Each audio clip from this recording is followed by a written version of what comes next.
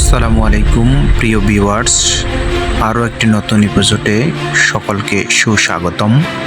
আজকে আমি আপনাদেরকে দেখাবো জেলেদের জীবন ও জীবিকার মানচিত্র। দেখতে পাচ্ছেন জেলে ভাইরা মাছ নদী থেকে ধরে নিয়ে আসছেন নৌকাতে করে। ঘাটে নৌকা বেঁধে সারি সারি নৌকা ঘাটে রেখে তারা এখন মাছগুলো আড়তে বিক্রি করার জন্য নিয়ে আসছেন। আপনারা দেখতে পাচ্ছেন রূপালী ইলিশ।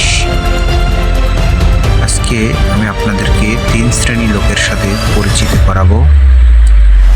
নদীতে নৌকা যাদের দেখতে পাচ্ছেন তারা হচ্ছে জেলে ভাই। এখন লাঠি হাতে যাকে দেখতে পাচ্ছেন উনি হচ্ছে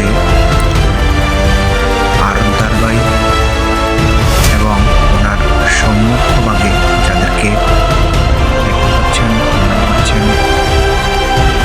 পাইকার সম্প্রদায়ের লোক,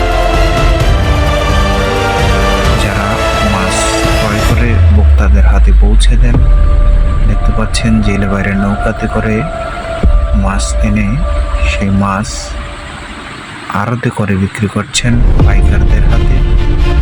পাইকাররা সর্বশেষ মাছগুলো নিয়ে আমরা যারা ভোক্তা আছি তাদের কাছে পৌঁছে দিলেন।